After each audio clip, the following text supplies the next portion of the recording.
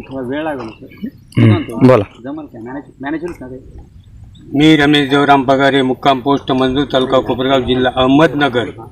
मी शासनाला वेळोवेळी दखल देऊनही बी, कागदपत्र पुरे करूनही बी, महंत स्वामी शिवानंदगिरी महाराजांनी माझ्या जमिनीवर केलेलं जे अतिक्रम आहे त्याच्या बांधकामासाठी मी माननीय मुख्यमंत्री महाराष्ट्र सचिव मंत्रालयामध्ये कागद पाठवूनही काम चालूच राहतं.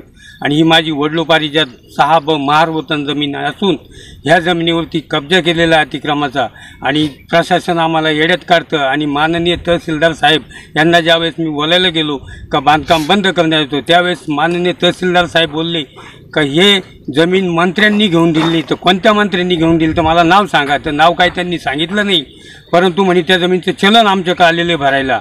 आणि शेवटला म्हणे बाबा मी नाही, ते पार्लिमेंटमध्ये टाकलं होतं. एवढी जर बाबाची पोस्टिंग आहे तर आमच्या गरिबाच्या जमिनीवरती न्याय करणं किंवा भांडणं मला कुठलाही न्याय न मिळाल्यामुळं मी माझ्या स्वतःच्या वावरामध्ये कब्जाला हजर राहिलेलो आहे. त्याच्यामुळं माझी जमीन ही मला मिळावा आणि मला न्याय मिळावा. आणि मला धमकी देण्यात येते का बीडसारख्या ठिकाणी संतोष देशमुखासारखी तुझी आम्ही हत्या केल्याशिवाय राहणार नाही आणि बीडसारखं गाजवल्याशिवाय राहणार नाही, याची धमकीसुद्धा यांच्याकडनं येते, यांच्या स्वयंसेवाकडनं. आणि त्या गोष्टीला ते सामोरी जातात आणि मंत्र्यांच्या भरोश्यावरही बोलतात.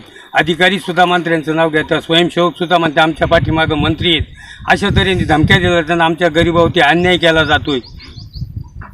एवढं बोलून मी सांगतो का मला न्याय मिळावा याच्यासाठी मी आज माझ्या घरच्या वावरामध्ये कब्जाला उभं राहिलेलं आहे. प्रशासन याच्या वतीनं काय असेल त्यांची कारवाई त्यांनी करून दाखवावं आणि मला तो योग्य तो न्याय द्यावा.